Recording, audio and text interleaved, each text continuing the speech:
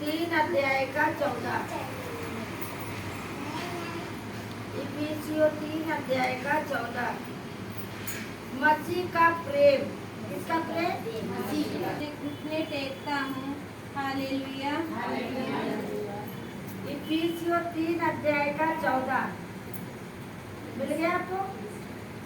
मैं इसी कारण उस पिता के सामने घुटने टेकता हूँ। हालेलुया। आप किसके सामने घुटने टेक रहे हैं? सही से बताइए। आप किसके सामने घुटने टेक रहे हैं? परमेश्वर के पास। हालेलुया। परमेश्वर के पास आप घुटने टेक रहे हैं। आगे बोलो।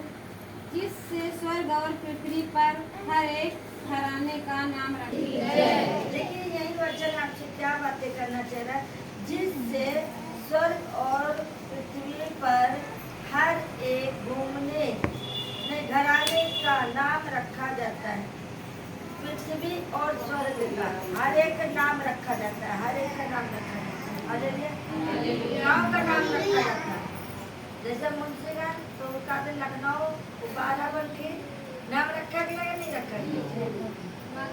अब प्रतापगढ़ का नाम भी बदल गया। हालेलुया। अभी वो नाम बदल गया। नाम ऐसे रखा गया। हालेलुया। वह अपनी महिमा के धन के अनुसार तुम्हें यह दान दे कि तुम उसके आत्मा से अपने भीतरी मनुष्यत्व के कि वह अपनी महिमा के धन के अनुसार तुम्हें यह दान दे कि तुम उसके आत्मा से अपने भीतर हो। हालेलुया।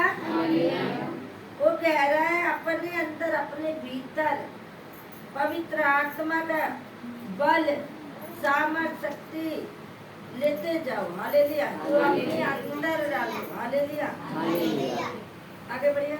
और विश्वास के द्वारा मसीह तुम्हारे हृदय में बसे कि तुम प्रेम में जड़ पकड़कर और नींव डाल।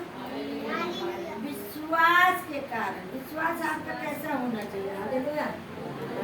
आपका विश्वास कैसे हो जाना चाहिए? वचन कह रहा कि तुम्हें यह दान दे। वो अपनी महिमा के अनुसार आपको क्या किया? दान दिया। तुम उसकी आत्मा से और अपने भीतर मनुष्यताओं के सामर्थ पाकर बलवान होते जाओ। फिर यहीं पे वचन कह रहा और विश्वास के द्वारा। किसके द्वारा? विश्वास के द्वारा कह रहा है। और विश्वास के द्वारा जब हमारा विश्वास किस पे है? मसीह पे यानी प्रभु पे। विश्वास के द्वारा मसीह तुम्हारा हृदय में बसे कि तुम प्रेम में जड़ पकड़कर और नींव डालकर पवित्र बनो। हालेलुया।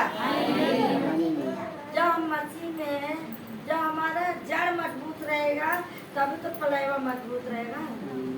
जब जड़ी कमजोर है तो पलेवा कहाँ से कमजोर है? हालेलुया। हालेलुया। सोने वाले हालेलुया। सुनिए नहीं। आगे बढ़िए। सब पवित्र लोगों के साथ भली भांति समझने की शक्ति पाओ कि उसकी चौड़ाई और लंबाई और ऊंचाई और गहराई कितनी है। हालेलुया। सब पवित्र लोगों के साथ भली भांति समझने की शक्ति पाओ। जब आप समझेंगे वचन को तभी तो जानेंगे। आए जब आप वचन को समझेंगे नहीं तो आप जानेंगे कैसे? बोलो यीशु प्रभु की। आप समझने की शक्ति पाओ। आप समझने की शक्ति लीजिए प्रभु कि उसकी चौड़ाई और लंबाई और चौड़ाई और गहराई कितनी है और वो कितना बड़ा है, कितने ऊंचे कितने नीचे कहाँ है उसको जानिए। हालेलुया। और मसीह के उस प्रेम को जान। हालेलुया। बोलो यीशु प्रभु की जय। वचन कहता है और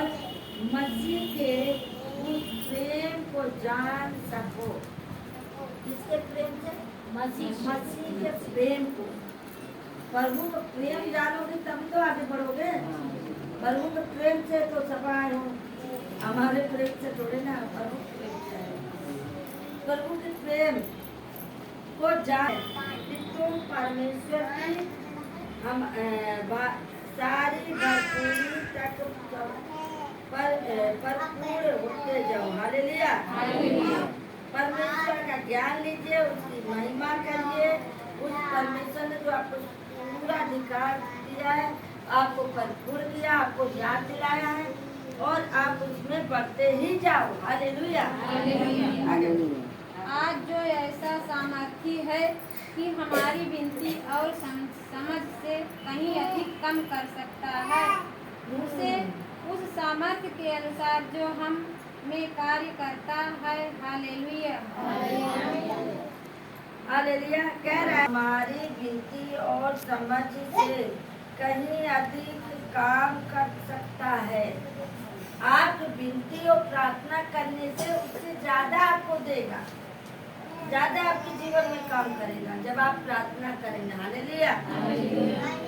और वचन कह रहे हैं और समझ से कहीं अधिक काम कर सकता है उस सामर्थ के अनुसार जो हम में कार्य करता है।